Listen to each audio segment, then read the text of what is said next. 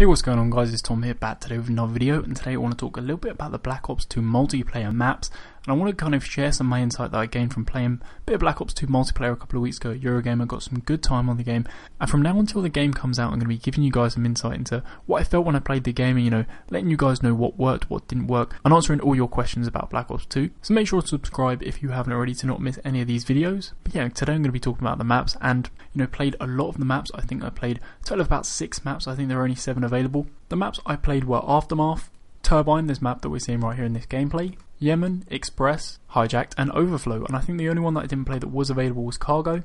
It was just kind of by chance that I didn't get to play that, but I did watch a lot of gameplay on Cargo as well. So yeah, what I want to say was that, the maps in this year's game, how do they feel? I know a lot of people have been asking me about this, how do they feel? Because I think in Modern Warfare 3 the maps took a turn maybe for the worse.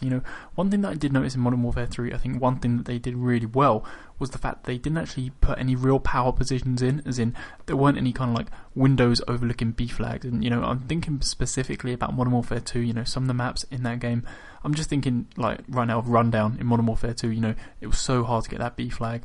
And I think that in Modern Warfare 3 they actually avoided that. And I feel that in Modern Warfare 3 the thing that they actually lacked in the game was kind of like little bits of cover. I felt it was kind of quite open, compared to Black Ops. There were quite a lot of kind of cover points or head glitching spots, you might say, but I do think head glitching spots, they're great to take kind of temporary cover behind. The problem is when people kind of exploit them points and just stay in head glitching spots for ages. But I would say that in Black Ops 2 the maps are more like Black Ops than they are in any other game, and that's kind of what you'd expect because Treyarch did actually make the game. They obviously made Black Ops, they're going to be making Black Ops 2, trying to make it similar to their previous games. And of the maps I played, I do think that my favourite one was Turbine, this map right here, and this is why I've actually chose this gameplay. This is just some gameplay from Gamescom. You guys might have seen it before, but if not, enjoy it. This is Turbine. It's quite a big map, relatively. It's probably the biggest map that I played, actually. I'll talk a little bit about some of the maps that I was playing, Okay, so I'll start off with Turbine. So Turbine, as I said, was my favourite map. The thing that really kind of struck me about Turbine was that it seemed like there were like loads of mini maps in one, and it's kind of weird to explain because there were so many different playing styles that you could actually kind of use. Like there were areas where you could snipe, and there were areas where you could go around and be better off with an assault rifle. But then there were also areas where you could spend the whole game with like an SMG or a shotgun and do really well. So there were kind of so many different playing styles that you could actually incorporate into this one map. And that's what I liked. I really liked that. I was kind of going between these areas. Mainly I was using an SMG actually, and that worked quite well for me. So maybe you guys might want to use an SMG on this map. But yeah, that's one thing that I did like about it. Again, the colours were okay, Part of it actually reminded me of Crysis from Black Ops. I don't know if you guys actually see that as well. Let me know if you actually see any of that in the comments below. But I do think this map, it looks okay. It looks better than the maps we've seen in Black Ops, and probably quite similar to Modern Warfare 3 with the whole kind of map features and how they look. So yeah, that's going to be Turbine. Now the next map that actually comes to mind, probably my second favourite, is called Express. And Express is based in LA, it's like a train terminal, and this map is absolutely crazy. There's kind of 2 corridors that are going to play a major part in the gunfights, They're going to be big power positions, and if you can hold them down, you can do really well. I actually played multi-team TDM on this, and those were the places where people were getting all the kills. And I'd say that all the other maps, the ones I'm going to talk about now, stuff like Express, Yemen, Aftermath, Cargo, Hijack, that kind of thing, they're all quite small maps. So I'd say after Turbine, Express was probably my next favourite.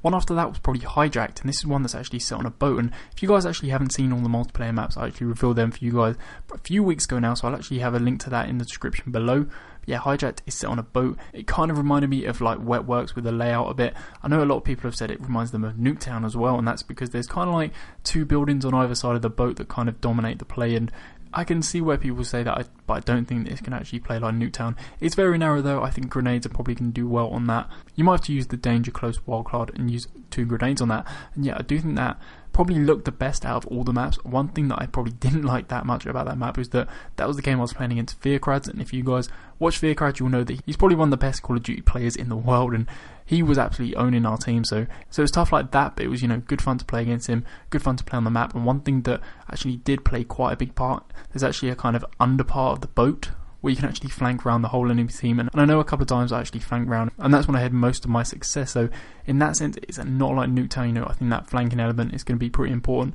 It's going to be something that you're actually going to have to pay close attention to.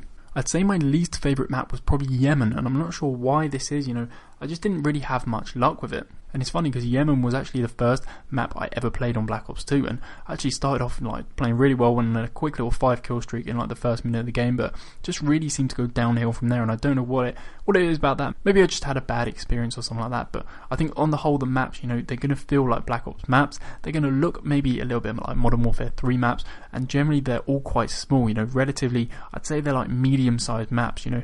So far I haven't seen any really small ones, but at the same time I haven't seen any big ones. You know, nothing felt like Array from Black Ops, you know, that was just a huge map, you know, it's just very slow paced, and I haven't seen anything like that so far, and hopefully they won't have any maps like that.